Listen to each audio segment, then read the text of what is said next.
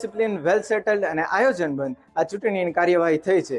આવું આયોજન તો રિયલ ચૂંટણીમાં પણ જોવા નથી મળતું. હા, તો હવે આપણે બૂથ નંબર 2 પર ચાલી રહી પ્રક્રિયા જોઈએ.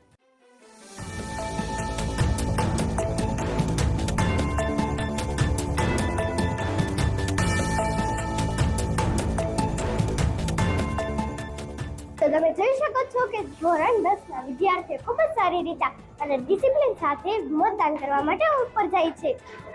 મિસ રાશિ રિપોર્ટરે આપણને ખૂબ જ સુંદર માહિતી આપી. તો હવે આપણે પહોંચી ગયા છીએ સૃષ્ટિ બિલ્ડિંગના એસેમ્બલીમાં કે જ્યાં બૂથ નંબર 2 બનાવવામાં આવ્યું છે. તો હું ચૂંટણી વિશે વાત કરું તો ચૂંટણી માત્ર પ્રક્રિયા જ નહીં પરંતુ આપણા જીવનની એક ઉત્તમ તક છે. તેના દ્વારા આપણે નેતૃત્વ, જવાબદારીઓ અને લોકશાહી મૂલ્યનું મહત્વ જાણીએ છીએ. તો બધા જ વિદ્યાર્થીઓ એકબીજાને નિષ્પક્ષ રહીને બધાને સપોર્ટ કરીને મતદાન કરી રહ્યા છે. તો હવે આપણે પહોંચી ગયા છીએ બૂથ નંબર 2 માં. તો અહીંના પ્રિસાઇડિંગ ઓફિસર તરીકે નીતા મેમ અને પુલિંગ ઓફિસર પણ છે. તો ચાલો તેમને પૂછીને જાણીએ કે તેઓ બૂથ નંબર 2 ને કઈ રીતના સંભાળી રહ્યા છે.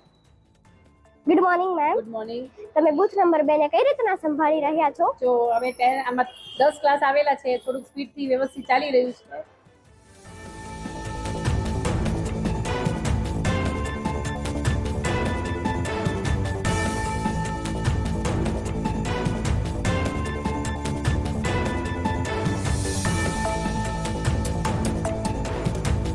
તમે જોઈ શકો છો કે કેટલી મસ્ત અને શાંતિથી બધા જ વિદ્યાર્થીઓ ડિસિપ્લિન સાથે મતદાન કરી રહ્યા છે. બધા જ નાગરિકોને 18 વર્ષ પછી ચૂંટણીનું સૌભાગ્ય પ્રાપ્ત થાય છે. પરંતુ આ સિવિલાઇઝના બાળકો કે જેઓ આગળ જતા ફ્યુચરમાં મતદાન કરતી વખતે કોઈ વાંધો ન આવે તેવી નોલેજોને ધ્યાનમાં રાખીને સિવિલાઇઝ મોડર્ન સંકુલ આવા કાર્યક્રમો કરતી હોય છે. હું પરવડિયા ઋત્વા, કેમેરામેન ધવલ ઉકાણી સાથે સિવિલાઇઝ ન્યૂઝ ચેનલ.